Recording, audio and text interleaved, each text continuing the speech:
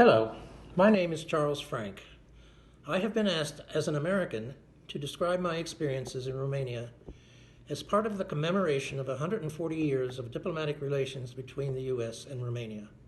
My personal dealings with Romania is not as a diplomat, but as an international banker and investor. My first involvement was in 1981 while I was working at Salomon Brothers, then a leading investment bank on Wall Street. One of our board members, Milt Rosenthal, suggested that we propose to the Romanian government that Salomon advise Romania in the rescheduling of its international debt. In a 4-hour meeting, Mr. Rosenthal and I made our case to President 𝐲𝐿𝐵𝐻. However, it seemed that he was not interested in debt rescheduling, but only in furthering his political goals of improving US-Romanian trade relations and gaining support from the US for Romania in its dealings with Russia. Sadly, the Romanian people suffered greatly from 𝐲𝐿𝐵𝐻's failure to reschedule Romania's debt. 16 years later, in 1997, I was appointed as the first vice president of the European Bank for Reconstruction and Development.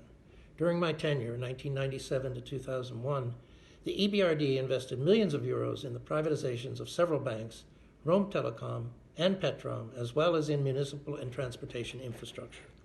Today, cumulative investment by the EBRD in Romania totals more than 8.7 billion euros. Upon leaving the EBRD, my wife, a Romanian, and I bought an apartment in Bucharest and began to spend more time there. I developed and invested in several real estate projects in Bucharest.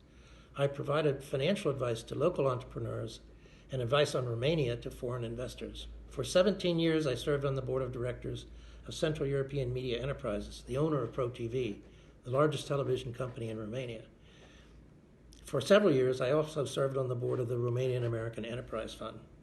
So what do I take away from almost 25 years of experience in working in Romania?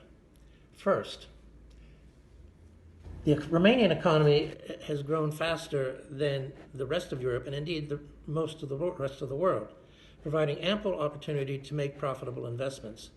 Second, while getting Romanian government approvals for projects can be complex and time-consuming, it is possible to get things done without paying bribes. Overall, I have no regrets for having spent so much time and effort doing business in Romania.